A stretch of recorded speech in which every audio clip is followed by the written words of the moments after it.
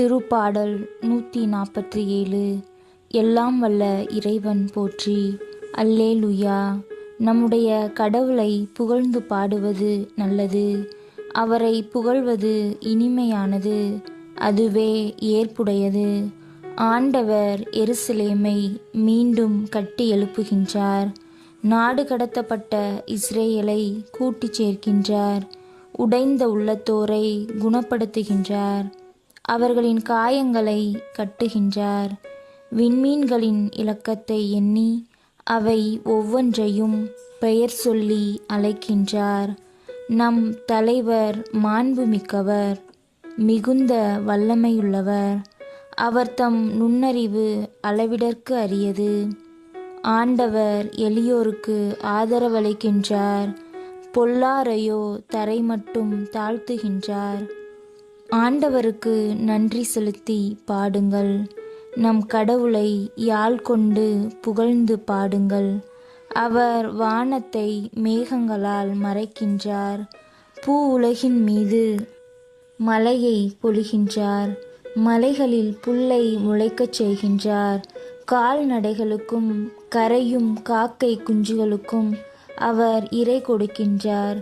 குதிரையின் வலிமையில் அவர் மகிழ்ச்சி காண்பதில்லை. வீரனின் கால் வலிமையையும் அவர் விரும்புவதில்லை. தமக்கு அஞ்சி நடந்து தம் பேரன்புக்காக நம்பிக்கையுடன் காத்திருப்போரிடம் அவர் மகிழ்ச்சி கொள்கின்றார். எருசலேமே, ஆண்டவரை போற்றுவாயாக. சீயோனே, உன் கடவுளை புகழ்வாயாக. அவர் உன் வாயில்களின் தாள்களை வலுப்படுத்துகின்றார். உன்னிடம் உள்ள உன் பிள்ளைக்கு ஆசி வழங்குகின்றார். அவர் உன் எல்லைப்புறங்களில் அமைதி நிலவச் செய்கின்றார். உயர்தர கோதுமை வழங்கி உன்னை நிறைவடையச் செய்கின்றார். அவர் தமது கட்டளையை உலகினுள் அனுப்புகின்றார். அவரது வாக்கு மிகவும் விரைவாய் செல்கின்றது. அவர் வெண் கம்பளி போல் பனியை பொழியச் செய்கின்றார். சாம்பலை போல் உறை பனியை தூவுகின்றார். பனிக்கட்டியை துகள் துகளாக விழச் செய்கின்றார். அவர் வரவிடும் குளிரை தாங்கக்கூடியவர் யார்? அவர் தம் கட்டளையால் அவற்றை உருக செய்கின்றார். தம் காற்றை வீசச் செய்ய நீர் ஓடத் தொடங்குகின்றது. யாக்கோபுக்கு தமது வாக்கையும் இஸ்ரேலுக்கு தம் நியமங்களையும் நீதி நெறிகளையும் அறிவிக்கின்றார்.